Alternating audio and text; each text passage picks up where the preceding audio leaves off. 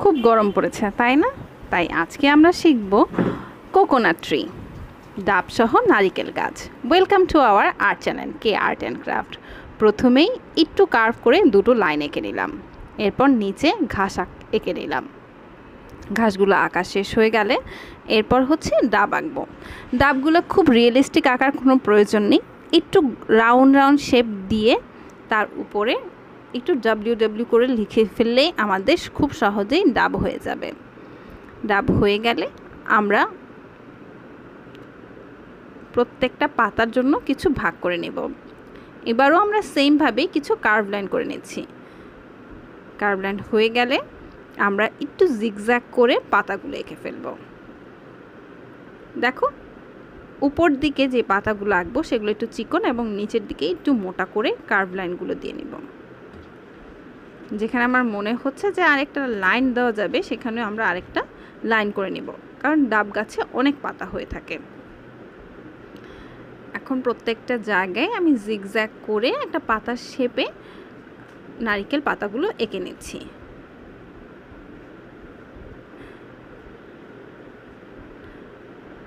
এই গরমের মধ্যে ডাব খেতে অনেক ভালো লাগে, তাই না? তোমরা কিন্তু এই ডাব গাছটা অবশ্যই আঁকবে। এই গরমের শান্তি তো আর কিছুতে না, ডাব তো বেশি বেশি খেতে হবে, তাই তো?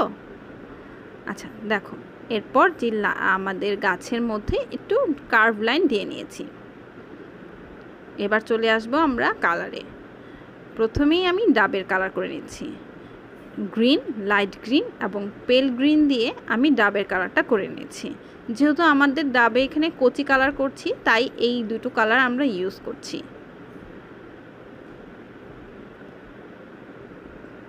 পেল গ্রিন এবং ইয়েলো গ্রিন। এরপর হচ্ছে অলিভ গ্রিনটা দিয়ে নিচ্ছি পাতার মাঝে, এবং একটু করে সাইডে আমি অলিভ গ্রিনটা দিয়ে নেব। অলিভ গ্রিনটা একটু মাঝ বরাবর দিয়ে নিয়ে এখন আমি অলিভ গ্রিনের থেকে একটু হালকা গ্রাস গ্রিনটা পাতার সাইডে দিয়ে নিচ্ছি। তারপরে দিচ্ছি ইয়েলো গ্রিন, যেটাকে আমরা টিয়া কালার বলে থাকি। দেখো, এরকম করেই আমি প্রত্যেকটার মধ্যে আগে গ্রাস গ্রিনটা দিয়ে নিচ্ছি। দেখেছো কিভাবে কালারটা দিচ্ছি? একটু লাইন লাইন লাইন লাইন করে লাইন লাইন করে আমাদের এই কালারটা পুরোটা দিয়ে নিতে হবে। এরপর আমরা ইয়েলো গ্রিনটা দিয়ে নিচ্ছি। আমাদের পাতাগুলো যত বেশি সুন্দর করে করতে পারবো, আমাদের ডাব পাতাগুলো তত সুন্দর লাগবে। দেখেছো সুন্দর করে। এরপর আমরা পাতার যে আউটলাইন সেটা বর্ডারের মাধ্যমে করে নিব। ডাব পাতা আমাদের আঁকা হয়ে গেছে। এখন গ্রিন দিয়ে পাতার যে মাঝ বরাবর সেখানে একটু গ্রিনটা দিয়ে একটু ঘষে দিচ্ছি, যাতে মাঝ থেকে যাতে বোঝা যায় এটা অনেকগুলো পাতার একটা শেপ। এখন ব্রাউনের যে সবচেয়ে ডার্ক রং, সেই রংটা আমি ব্যবহার করে নিচ্ছি, বার্ন আম্বার। এটা দিয়ে একটা সাইড করে আমি কার্ভ লাইনগুলোর মধ্যে দিয়ে নিচ্ছি। কার্ভ লাইনের মধ্যে দেওয়া হয়ে গেলে আমি রসিনাটা নিব। রসিনাটা দিয়ে দেখো কিভাবে আমি প্রত্যেকটা গ্যাপে ফিল আপ করে দিচ্ছি। দেখেছো? একটা ভিডিও যদি প্রথমেই না বুঝো, সেটা বারবার বারবার করে দেখবে, এতে খুব সহজেই তোমরা এটা শিখে যাবে। এরপর নিচে ঘাসগুলোর জন্য আমি গ্রিন কালার ব্যবহার করছি।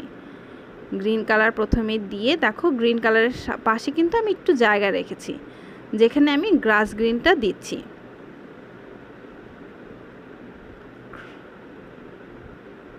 গ্রিন, এখানে তুমি গ্রাস গ্রিন বা ইয়েলো গ্রিন যেটা ইউজ করো, সেটা যে কোনো দুটো রং ব্যবহার করতে হবে।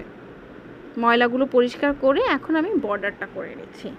বর্ডারটা সুন্দরভাবে করতে হয়। বর্ডার যত সুন্দর হবে তোমার ড্রয়িংটা তত সুন্দরভাবে ফুটে উঠবে।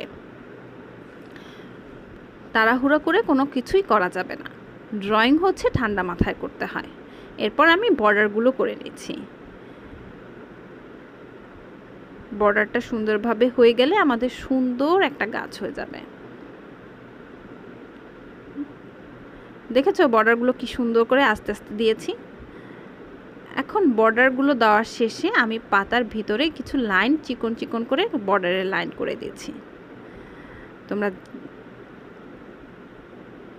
যারা এখনও আমাদের চ্যানেলটা সাবস্ক্রাইব করোনি এখনই করে নিও। আজকের ভিডিও এই পর্যন্তই। Thank you so much. Allah হাফেজ।